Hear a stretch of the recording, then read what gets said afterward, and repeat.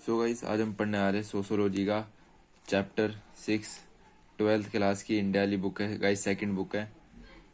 ठीक है, तो इस जो बुक का नाम है भारत में सामाजिक परिवर्तन या विकास। चैप्टर क्या है? 6। और चैप्टर 6 का नाम क्या है? भूमंडलीकरण और सामाजिक परिवर्तन। तो इसमें हम क्वेश्चन आंसर डिस्कस करने वाले हैं कि क्वेश्चन फर्स्ट, भारतीय उद्योगों में भूमंडलीकरण और उदारीकरण के बाद हुए परिवर्तनों की विवेचना की। जो चेंजेस आए आफ्टर भूमंडलीकरण एंड उदारीकरण, उनके बारे में हमें थोड़ी विवेचना करनी है, यानी उनके बारे में बताना है हमें। तो हुआ क्या गाइस, भारतीय उद्योगों में भूमंडलीकरण और उदारीकरण के बाद कई प्रकार के परिवर्तन आए, जिसका वर्णन हमने कुछ प्रकार के वर्णन इस सेट किए हैं। स्टार्ट करते फर्स्ट जो हमारा हेडिंग है, निजी कंपनियों। निजी कंपनियों में हम पॉइंट्स ऐसे लिख सकते हैं बना के कि निजी कंपनियों विशेषता विदेशी कंपनियों को भारत में निवेश करने को उत्साहित किया गया, जिससे भारत में विदेशी उत्पादों की बाढ़ आ गई। यानी इसकी वजह से क्या हुआ, एक तो विदेशी निवेश बढ़ा, ठीक है। सेकंड, अब विदेशी वस्तुएं की बाढ़ आ गई इंडिया में, यानी जो विदेशी जितनी भी होते, कपड़े हो गए, मशीन्स हो गई, फोन्स हो गए, इलेक्ट्रॉनिक के जितने भी सामान हो गए, वो इंडिया में आने लग गए। सेकंड हेडिंग हमारा, लाइसेंस लेने की आवश्यकता नहीं।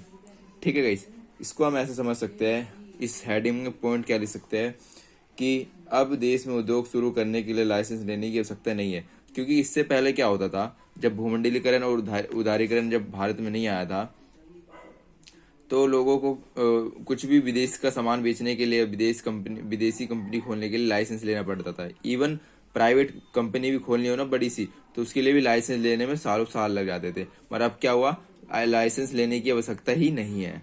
नेक्स्ट, निजीकरण। निजीकरण क्या है गाइस, इस जो हेडिंग है, इस पॉइंट हमें ये लिख सकते हैं कि भारत में अपनी कंपनियों को निजी उद्योगों को बेचना शुरू किया, जिससे उनका निजीकरण होना शुरू हो गया। तो क्या हुआ, जो सरकारी कंपनी थी, ठीक है गाइस, जो गवर्नमेंट कंपनी थी, अब क्या हो रही है, प्राइवेट कंपनी में कन्वर्ट हो रही है, जिससे क्या हो रहा है, सरकार को मुनाफा मिल रहा है।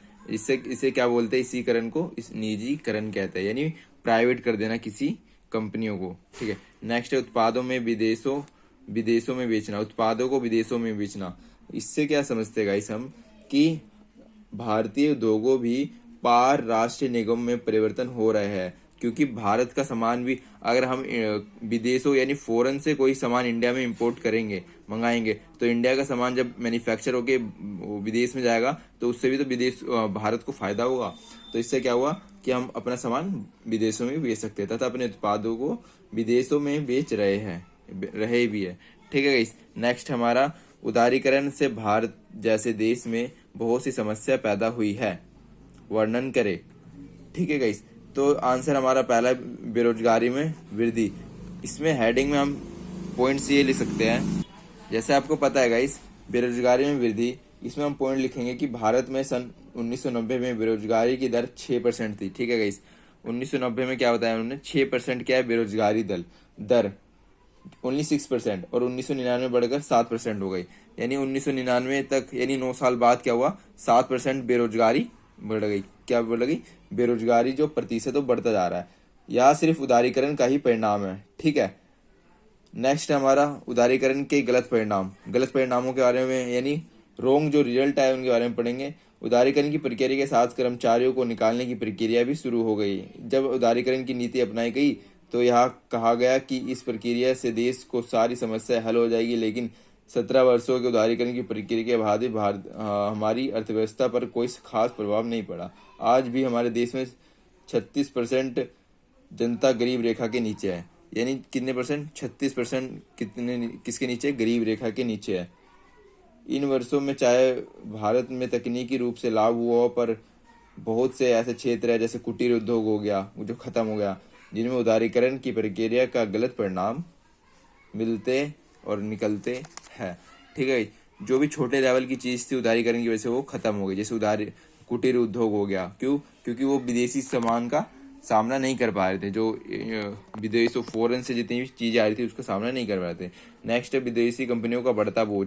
इसको हम ऐसे समझ सकते हैं गाइस कि आर्थिक सुधार का पहला दौर हमें पता है कि 1991 से शुरू हुआ और 2001 तक चला। ठीक है। फिर क्या हुआ, 2001 में दूसरा दौर शुरू हुआ। इस दौर में यह सोचा गया कि देश के आर्थिक विकास की दर तेज होगी, पर हुआ उसका उल्टा। हुआ क्या कि देश के आर्थिक विकास तथा आर्थिक सुधार के रास्ते पर कदम धीरे हो गए। देश के लिए 8% की आर्थिक विकास की दर का लक्ष्य रखा गया, जो कि बहुत दूर की कौड़ी लगता है। वित्त मंत्री तरह तरह के उपायों की घोषणा कर रहे हैं, पर फिर भी यह मुमकिन नहीं लगता। इसके साथ साथ देश के ऊपरी विदेश कर्ज का बोझ लगातार बढ़ रहा है। हमारे देश के ऊपर 461.9 अरब डॉलर के करीब विदेशी कर्ज है, जिससे हर भारतीय करीब विदेशों का कर्जदार बन गया है। यहाँ भी उदारीकरण की प्रक्रिया की वजह से हुआ है। यानी हम इतने करोड़ रुपए के क्या है, कर्जदार, यानी हम पे इतने करोड़ रुपए कर्ज है, ठीक है, विदेशी कर्ज।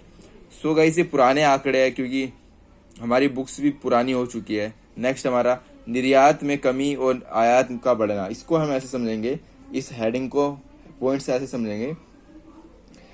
क्या हुआ कि निर्यात में कमी हो रही है और आयात का बढ़ना हो रहा है। जैसे आपको पता है जनसंख्या धीरे धीरे बढ़ती जा रही है, ठीक है, और क्या हो रहा है कि लोग ना सस्ता माल खरीदना चाहते हैं, टिकाऊ माल खरीदना चाहते हैं। इसीलिए फॉरेन में जितने चाइनीज सामान हो गए, विदेशी सामान हो गए, वो क्या करते हैं, इंडिया में इंपोर्ट करा लेते हैं, ठीक है। और जो इंडिया के माल बाहर जाते हैं फॉरेन में, वो क्या होता है, बहुत कम जाते हैं, ना के बराबर, एकदम बहुत कम। यानी ऐसा मानेंगे अगर 100% हमारा माल विदेश से इंडिया में आ रहा है, यानी विदेशी माल खरीद रहा है, तो 20% हम एक तरीके से वो खरीद रहे हैं। एक अनुमान है गाइस, ठीक है गाइस, ये सही आंकड़ा नहीं है, मगर एक अनुमान के तहत हम समझाने के लिए ऐसा बता रहे हैं। और हम 100% सामान खरीद रहे हैं, तो उसका 20% क्या कर रहे हैं, दूसरे देशों को बेच रहे हैं, ठीक है गाइस।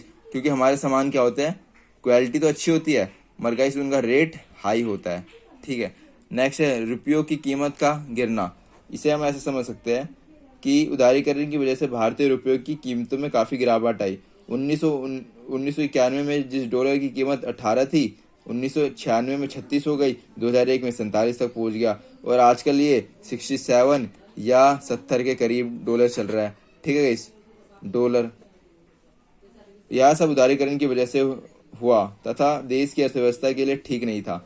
इसी देश की मुद्रा की कीमत कम होने से महंगाई बढ़ती है। यानी हमारी देश की जो कॉइन है, यानी जो मुद्रा है, उसकी कीमत, रुपया की कीमत कम होगी तो क्या होगी, इन्फ्लेशन बढ़ेगा। क्या बढ़ेगा, इन्फ्लेशन। एक तरफ ये गिर रहा है, दूसरी तरफ महंगाई बढ़ रही है, पर विकासशील देशों के लिए नुकसानदायक है। इसी तरह उदारीकरण के कारण रुपए की विनिमय में निरंतरता गिरावट आ रही है।